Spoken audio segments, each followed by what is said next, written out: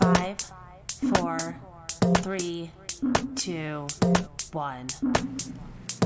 It's time to count down reality TV's most talked about moments with Amanda Bella.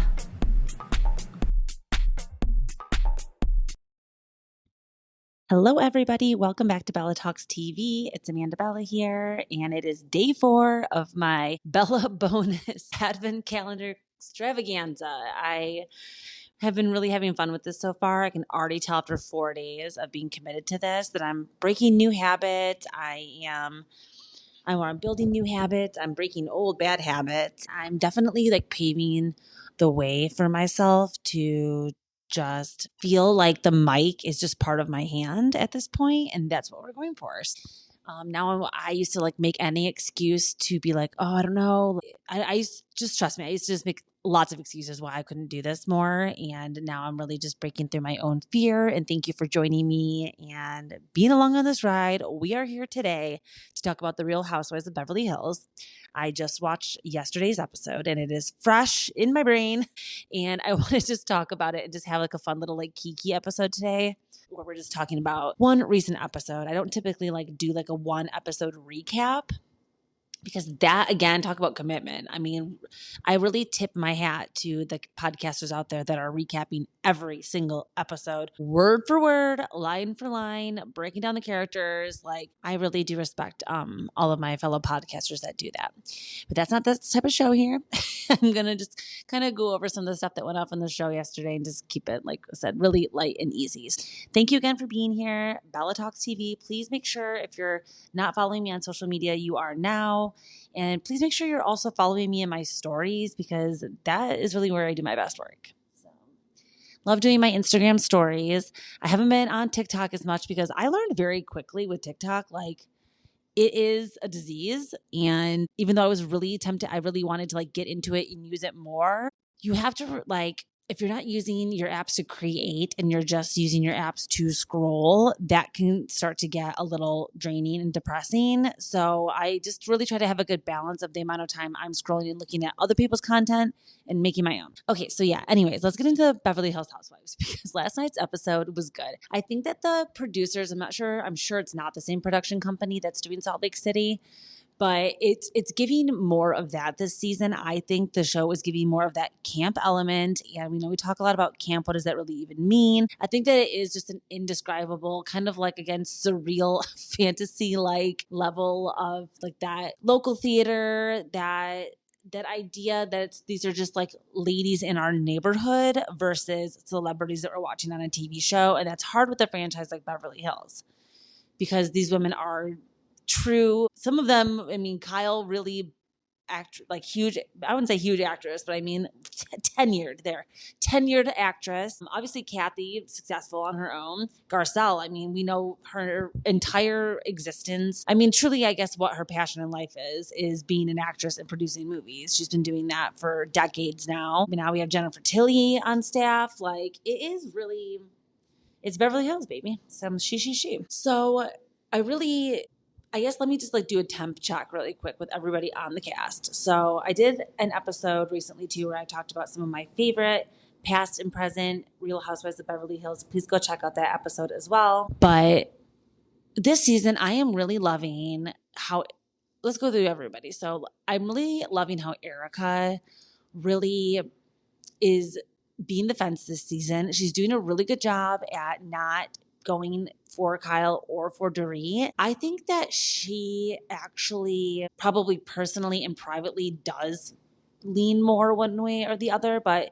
for the sake of the show and for the sake of the group, like, she's doing a really good job at kind of being the glue this season, and I appreciate her.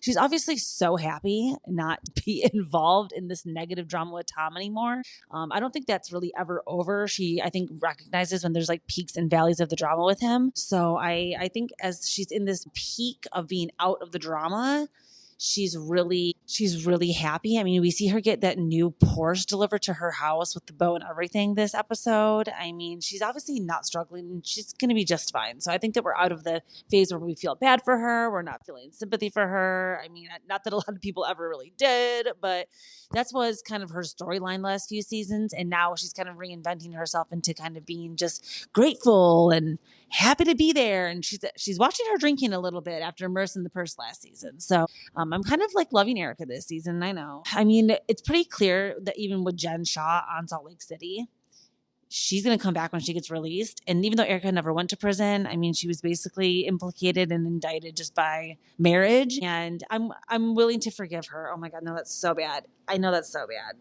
I know it's not right. But I just, it's a lot. I don't feel good about saying that, but speaking my truth. So Erica is back. Then we have Kyle.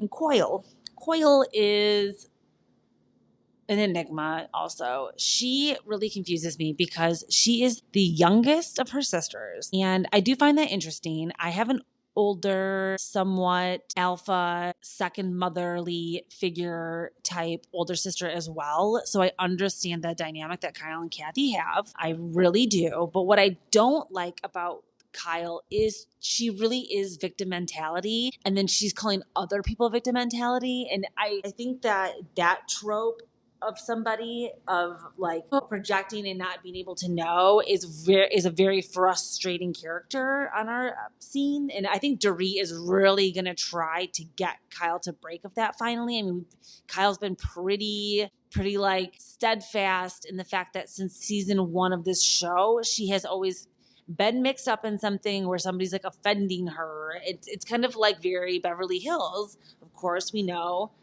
So of course it is like true to her nature, but it is after these many seasons, like, and I think people were so excited when the Morgan of it all started because we were like, wow, are we really going to get a different Kyle?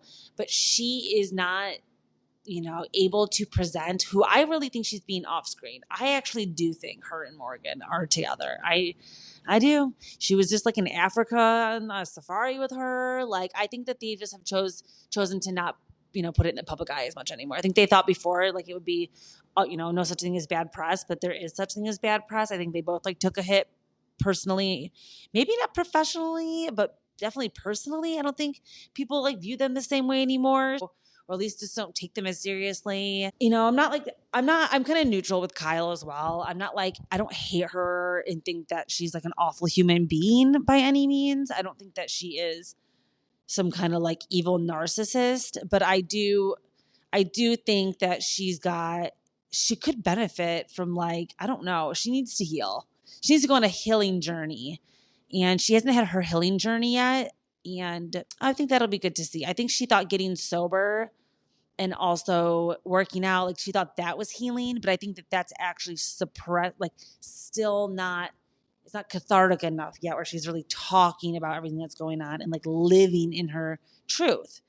She's still in that like limbo area. So it is interesting to see what's going on with her and Dorit. We'll go on to Dorit. You guys know I love my Dorito. I think she's having a great season so far. I think that I get her because I am very much like her in this. Same with Erica. We are fun, bubbly Cancer women. We are summer babies. We love fashion. We love parties. Like, I understand like the Cancer woman archetype. And I get like why Erica and Dorit are friends, and I see like the vibe. And with Dorit, she is pretty much like, and even when they talk about her being like a homebody and stuff, like I am also like that too. Like, even though it seems like I do a lot, like I'm pretty much home 95% of the time. And then the 5% that I'm out, I'm just like sending it. But it really has, it used to be 50-50. It used to be even more. I was out more than I was home. But obviously over the years now, I've learned, like, just getting older. And I don't even know how these women do it because I don't know how these women do it. I see now when they go on these group trips and they're like so hungover the next morning, dying. I get it. So I'm still hungover from like 3 days ago. So in this episode, okay, so Dorit, we know her whole MO this season is really going to get Kyle to like see and understand. Like, you are really good at calling out other people's bullshit, but you have to also like turn and look within, because you two have not, I understand you're going through a lot, but like it's really hard to be a good friend and just say like, I'm sorry for being a bad friend to you because I was going through some stuff. But she can't say that either. Now back to Kathy. Kathy this season, I was kind of resistant to her coming back. After Kathy's display of, I don't even know what type of behavior that was on Paris in Love. I mean, the whole situation with Paris having a surrogate, having the baby born, having the baby home for over a week before Kathy was introduced and even knew the baby existed is not talked about enough. That's traumatizing. I think Kathy just started to really disassociate, and she has a crazy display. I was not really wanting her to come back, especially after the F slur and after everything that kind of got called out when Rinna and then the screaming and all of her like meltdowns and her tantrums. I was like afraid of her for a while. But this episode, when she is in the car. Okay, the episode starts and we don't really need to talk about Sutton and Garcelle. I mean, to me, they're kind of like non-factors.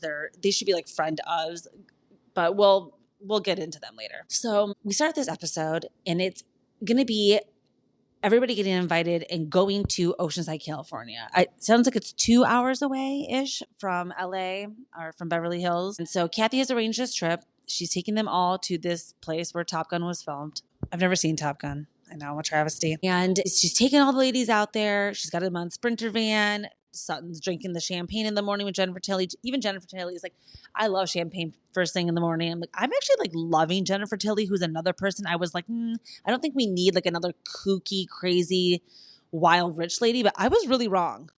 I was really wrong about not having Kathy and not having Jennifer Tilly. Those two are essential cast members so far this season. They're bringing it.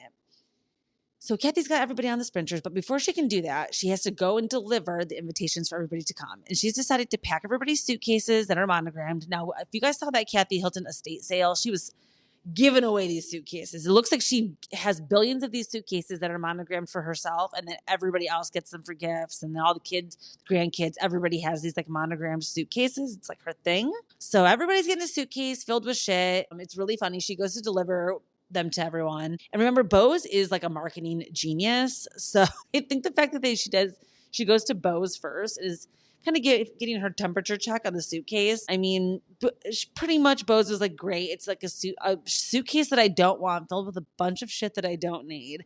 I mean, that's kind of how these gifts go. It makes you so mad because you're like, okay, wow, Kathy Hilton has billions of dollars. Why doesn't she just give me like a piece of jewelry that I want to wear every day? Like, give me like, I don't know how much that suitcase cost, I guess, but I think it's just like a junk. Kathy just seems like she has like junk around her. She's driving this old Rolls Royce around Bel Air, giving everybody these suitcases, and she's got pillows packed in the car, and she's wearing the lampshade hats that she's gifted to everybody, the lampshade hats. I mean, I'm kind of into the lampshade hat a little bit. I kind of see what she was going for here. Carol, that marketing lady, she just kind of gives me like some kind of, I don't know what's going on with her. But they're riding around. They're going around Beverly Hills. And Kathy really had me laughing in the part where she goes, okay, just be quiet for a second. I need to pray. And then it's like inaudible praying. That made me LOL.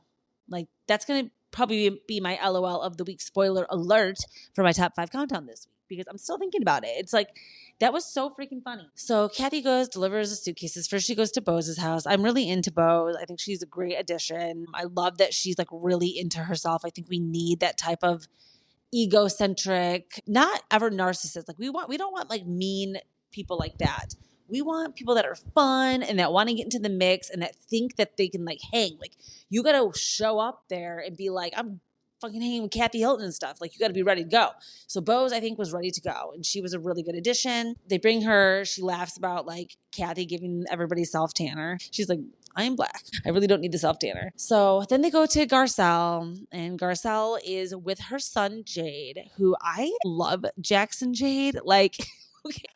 She got a lot of heat, and I was definitely one of the people applying pressure when she was using Jade and Jax as her storyline, because it was an interesting way that she was using them, because she was like, okay, like I need you guys to film with me, but like they hated it, and then they would be like, Mom, you're a terrible, terrible mother, and the only time that we get to spend with you is like work related, and we're gonna need you to like be around more. And it was brutal. Like, looking back, I don't that. Whew, and I was kind of like a little asshole like that when I was younger too. Like I thought I knew it all, and I think learned. I hope I'm not as bad anymore. I think I've learned to hold, that I don't know everything. But I kind of got how Jade and Jax were like that. Now Jax was the one I think that was a little bit more aggressive like that. I think he like went to go live with the dad, and he's not really in this season filming. But Jade wants to get into the industry, and he wants to be a model. So Garcelle has hooked him up with a professional photo shoot. I mean, he looks great.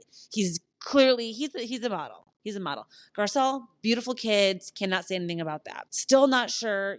She's a good addition. I just still don't have I haven't had that thing with her yet. I've not connected with her yet. But she's giving me something. She gave us something this episode. So they're there. They're doing their thing at the modeling. I mean, it's really interesting how like everybody really loves Kathy so much. Like they're so excited when she shows up. They think she's so fun. And then Kathy goes to Dorit's house, and little Phoenix is there, little 8-year-old Phoenix. And like looking at her, yeah, she's definitely old enough to know like her dad is not around. Like she looks like a little Dorit. She's so cute. And then, Dorit's opening up the suitcase and going through all the things that are in there. And Dorit's loving the hat. I do agree, out of all of the different accordion lampshade hats, Dorit did get the chicest one. She got the polka dot one. Immediately she's wearing it, modeling it. And if there's one thing that like everybody was saying last season, oh, Dorit, like she had to dye her hair dark, and she had to like stop wearing all of the designer stuff because of her troubles with PK and this and that. No, she's still wearing Chanel head to toe to the beach. So I don't think that something's going on. She's not that broke yet. I mean, the house is foreclosed. I'm not 100% sure what's going on with the house. But then Kathy goes over to Kyle's house next. I love how they've now like so many, like, I don't know, Kyle just, the cameras are there, and I do realize they film 22 hours a day or whatever, and they only use 40 minutes an episode. So there's got to be a lot of B-roll footage, but it seems like every single time people come to Kyle's house, she just doesn't have makeup on. She's like, oh my God, what's going on? The dogs. It's always chaos ensues. And there's something about her chaotic anxiety nature that gives me like a cause for pause. Like it makes me, I think, feel like unsafe or something with her. And I feel that same way with Kathy. Like I don't feel safe around the Richards family. Like my mom, shout out, she's like the opposite. Not saying that there's bad or good, whatever. I've talked a lot of controversial POVs about parenting on this podcast. For someone who doesn't have kids, I really run my mouth a lot. But with my mom, with 4 kids, we were broke. My dad had cancer. My mom had to work like the late shift because she cut hair. So she would work like evenings. She never once had anxiety. She never once worried about getting anything done. She never once made us seem, I never saw her like running around like that. Never. She was like, as cool as a cucumber. And I don't know how she did it. She's the superwoman.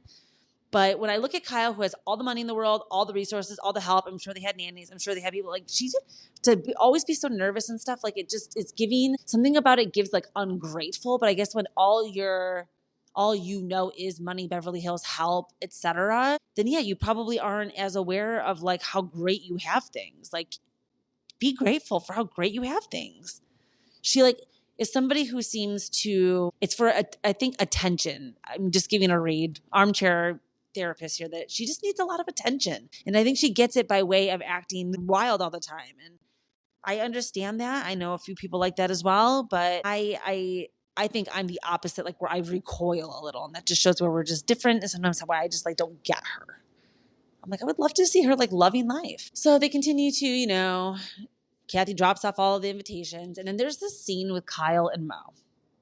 Mo comes over to the house. We know that he's moved out. He's moved into a condo. But PK, there's no PK in this episode, which I thought was a good decision from the producers. We did not need, I think we had a little bit too much PK already. But Mo comes over to the house, and Kyle's wanting him to, she's painted the bathroom. She's made some changes to the house. She's kind of wanting him, I think, to feel a certain way about it. She's also sad that like he doesn't miss the dogs and like want to take the dogs over to his condo. Like I think she's surprised how detached he is, but I'm kind of not, because I think that Kyle was in denial for a long time about how Mo replaced his like passion for life with the daughters. I think it's also hard for a man to have 4 daughters. Like, I think he worked and that was what he wanted to do. And she said, he wasn't just gone a lot every day. He would be gone for weeks at a time. And eventually, yes, you start to feel a little detached. I can even tell when my husband travels for work, and when I usually do try to go with him for for this very reason, that I want to make sure that if he has to travel, I'm going,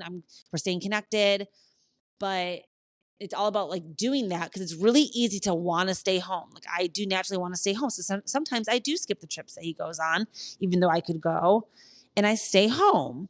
But if I did that every single time, like there would be a huge wedge. And I think that over time, because she had the 4 daughters and she was working still, and then she started shooting the show, she couldn't be away. Marriage does take work. And I'm not saying a 28-year marriage isn't successful, but they're definitely grappling with the ending of this marriage. I think neither of them really know how to handle it.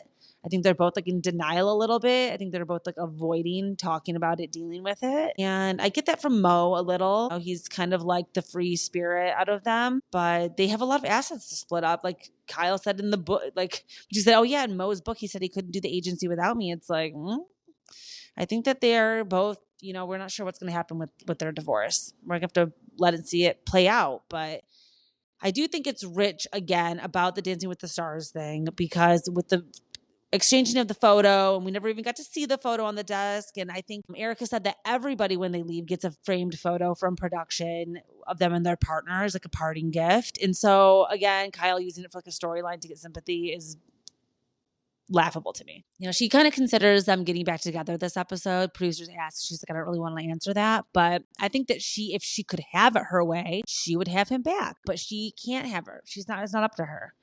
It looks like Mo kind of wanted to leave. And then it also looks like, I think Mo probably was 1 foot out the door. They probably had thought about separating. And then when she met Morgan, it gave her that confident push. But I don't think that Kyle will ever truly, I don't think she'll really ever be out of love with him. I think she'll always be in love with him no matter what. So that's really hard. When you get divorced, when you have a breakup, it doesn't mean that you forget your ex. Even if you hate them, it's hard. So yeah, they have this scene with Kyle and Mo, and it is funny. It seems like they are amicable, which is good. I really like Beau's house. I've heard a lot of people like just talking about like her style, her taste. I'm really into her.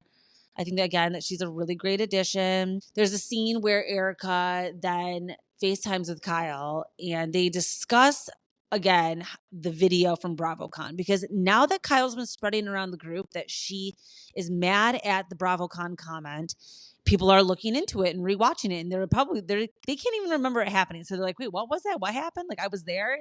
So they're all kind of talking about it amongst the group now, and they're deciding that that's bullshit. So what else could she possibly be mad about? And I think it was the reading of the text really comes to the precipice, which we get to later when they're in Oceanside and they finally confront each other again amongst the group. There's more. It's not really about the BravoCon comments. It's really more so about the reunion and the official flip. And then, just how the last few reunions have gone, where it seems like throughout the season, things happen, they get to the reunion. And by then, for whatever reason, for multiple different reasons, Dorit is usually fed up with Kyle by the time they get to the reunion. I think it's because Kyle's a little bit of that Shannon Bedore personality where she's picking up the phone, calling, on the phone 7 times a day, texting, like wanting to like talk shit or like gossip, and then is expected to like not say, I think that there's a little bit of like a control in that where it's like you're expected to be a vault, and that's not how life works. That's not how life works. So all the ladies show up to Kathy's house. They're all getting ready to go on the Sprinter. I'm loving it. It seems like this was a really good group this season.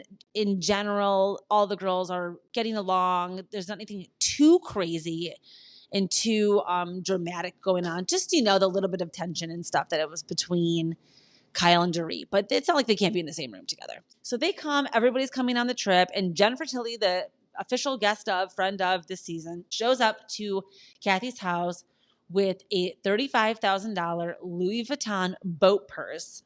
Erica makes a comment like, wow, this is true rich people shit. This is Beverly Hills shit. And I agree. I love it. I love it. I love that Jennifer Tilly is here to show out her. Google says that her net worth is $35 million, but I feel like it's got to be more than that. Either way, that's a ton of money. She's got a piece of the Simpsons because her ex, who died of cancer, created it in 1989. I mean, it's wild. She's lived a million lives, and I'm into her. I'm really happy again that she joined the cast. So yeah, all the ladies take off in the Sprinter. We love a Sprinter van trip. They get into some wacky stories. They're talking about penises. Garcelle loves to talk about a penis. They show up. There's a weird fake Tom Cruise at this house. And yeah, they're staying at this this cool place in Oceanside. Again, I've never even really heard of Oceanside. So marketing really does work because now I know this place exists. And immediately they sit down and they kind of have a big group lunch when they get there. Dorit's really looking forward to hanging out with Bose. Bose is her girl. She feels like everybody else in the group has turned her back on her. Nobody wants to listen to her talk. They all make fun of her for being long-winded. Every time she tries to share something about herself, she gets bullied and shamed into shutting up. And she's like, okay, fine. I'm going to just talk to Erica because Erica will listen. And I'm going to hang out with Bose. Bose is my girl now. Like I deserve to have a friend. We genuinely connect. I'm not going to let everybody else steal her away from me or like turn her against me. So yeah, she's kind of like gatekeeping Bose a little bit at this lunch, and the other girls get a little upset about it. And Kyle's like, what's going on? Like, why can't we all have like a group conversation? And basically that comes down to them addressing that there's an elephant in the room. There's an elephant there at the beach. But they're going to talk about it later because let's just start, the trip off onto a good note. And she's kind of like I like that they're not like giving it. Like there's a lot of peer pressure that goes on Beverly Hills, and Dorit's really, truly like with that low bucket hat and those sunglasses on, drinking that delicious beverage, whatever that was, that craft cocktail in that coupe glass on the beach. I mean, every episode, I just cannot be more obsessed with her. I'm total single white female in her this season. Love her.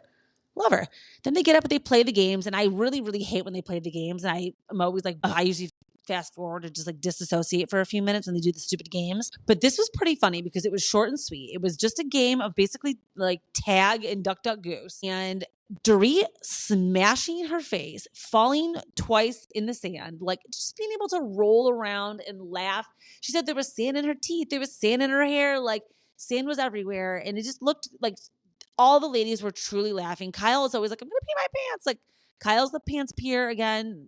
There's just something that goes on. I know that once you have women and you get a little bit older, I'm scared for that. But Kyle's peeing her pants. All the girls are laughing. It really was a bonding moment. And I thought that was so cute because that's what Kathy had put on the little printout, the little homemade printout that she put in everybody's suitcase that said like, let's go to the beach and have a girls' time in Kumbaya and it's going to be great. And everybody was kind of laughing at how cheesy it was, but it was cute and cheesy for that afternoon. Like it was really nice the way that they were all, laughing on the beach together and having a good time. But of course, we know that these girls' trips, it's not all about just having cocktails on the beach and LOLing. It is about getting into the drama.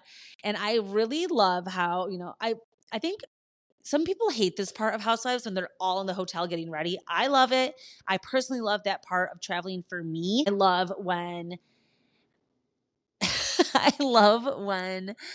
I'm laughing because I have the show paused right now on Beverly Hills, and it's paused right on the moment where they're back at the house getting ready to go to dinner, and Kathy's hairstylist Chris comes out, and he has like 40-inch weave in, and he's putting Kathy's hair extensions in the kitchen, and she's like telling him, Chris, I cannot do more. Like I'm gonna get hot tonight, trust me. And he's like, no, one more clipping, girl, get over here. Like, and she's doing her hair in the kitchen. It is so good. I'm literally like, who's this diva? I have to take a picture. So funny. Okay, so they're all getting ready, and I love this part. I love seeing what all the girls wear. I'm a fashion girly. I love looking at all of the looks. I like seeing what everybody's going to be wearing. I like seeing what everybody orders to eat and drink. Something about that. There's a reason why they leave that stuff in. It's for people like me. I appreciate that. I like watching all the ladies get ready together, and I love getting ready. Like I love going on a trip and having like an excuse to get dressed up and like putting together a look. Like I do. I love it. Love being girly like that. And so they go to get ready for the dinner, and like the tension has been building. Like we knew all episode that Dorit and Kyle were going to be confronting each other at this dinner. And while all the girls are getting ready, Bose is kind of going around like getting the tea, getting the scoop, like what's the deal? What's everybody like so upset about with each other in this group? Like I need to understand more because now again, they've been to a couple group events and Bose is getting to understand like why are people not liking Dorit? Like I need to know what happened? What is going on here? And then she has this really funny quote where she's like, okay, are they going to be fighting? Are we going to be fighting? Like, am I going to be in a fight tonight? And that is so Housewives. It's like, oh, great. Who's going to be, you never know when they sit down to that group dinner, like who is going to be in trouble that night. So I thought that was really funny and a very astute observation of this group. I love the weird little episode clip where they left in of Dorit getting ready. And she's like, I got to change the earrings. She's like, no, this is dire stat. I don't care if we're late. I don't care if we miss. I'm changing the earrings. And Erica, you can tell, is like, okay, girl, change the earrings. Like, we gotta go. And then Dorit puts the different earring in and she's just like, so different. Duh. She just goes, duh. Fucking love my Dorito. So good. In that leopard head to toe look with those little mixed metal. I love a mixed metal. She's doing a lot of mixed metal work on this season. I love wearing silver and gold. Even Garcelle showed up. Oh, hi, green. You guys know that Gertie, oh, hi, green meme. Oh, I have to use that with, oh, hi, green. So all the ladies get there. They get seated. Kyle makes a toast to the group and it's nice. Everybody's trying to be like, okay, we're having a nice time so far. This is great. Kathy's loving it. She's like, wow, I'm such a great host. But then they're like, okay, let's get down to brass tacks here. There's an elephant in the room and we cannot really have this group continue to get together with all this awkwardness. You can cut the tension with a knife. We need Dorit and Kyle to talk. And they just start to go at it. They just start to bring up Kyle's like, you did this, you did that. You defended Kathy at the reunion. Then you brought up the text. Then you made the BravoCon. Then did this. And then Dorit keeps bringing up the same points too. Well, then you went on the Amazon Live. And then you said this. And then at the reunion, you had my back. And it's the same kind of fight circle. So I see why all the girls are like, we have got to get off this hamster wheel. Like, we have got to have a breakthrough tonight. But this episode, unfortunately, ends with them at dinner, at the peak of their fight. They're starting to go back and forth with each other a little bit. And you can tell it's getting awkward at that table because that camera keeps panning over to Garcelle and Erica sitting together. And, like, they can't make eye contact with anybody. They're like, because it's little jabs. It's little Dorit and them giving each other little jabs. And it's getting a little heated at the table. And you can just tell that everybody's sitting there is like, shit, it's starting. Here we go. And it's mounting, it's building. And then all of a sudden it comes to a head and Kyle is like, Dorit, God gave you 2 ears and 1 mouth, so maybe you can listen. And she just goes, no, Kyle, maybe you can fucking listen. And that's the episode ends. So we still don't know how they're going to get past this, how and if they're going to get past this. But this was a great episode. And again, I'm loving the addition of Jennifer Tilly. I think I don't think she's really going to get like too messy, but I see that I watch the after shows. I don't know if you guys are watching these official after shows on Peacock, but she is sassy. Her and Sutton, I mean, first of all, they seem drunk, which is very possible. And they just are really going in about Dorit. So I think that as the tension and as things kind of start to like be a fight over the season, it's going to be clear that Sutton is going to not necessarily be on Kyle's side, but be against Dorit's side. I think because of Garcelle, I think that it's like not really her coming up for Kyle and taking it for Kyle. It's her just having Garcelle's back from last season. And I think she's mad that Crystal got fired maybe, which is funny because Sutton didn't even like Crystal. Who really knows? But you'll have to tune in next week and see. All right, guys, thanks for tuning in. Again, this was day 4 of my Advent calendar. I can't believe I'm only at day 5 and I'm already like, shit, I hope I can get an episode out tomorrow. I'm picking friends up from the airport at 10 a.m. I'm going to the Rockefeller Tree Plaza tomorrow. So hopefully I will get an episode out tomorrow. If not, I'm going to have to do 2 the next day. So stay tuned and make sure that you're leaving reviews and rating and doing all of the great things. Okay, great. Thanks, guys. Ciao, Bellas.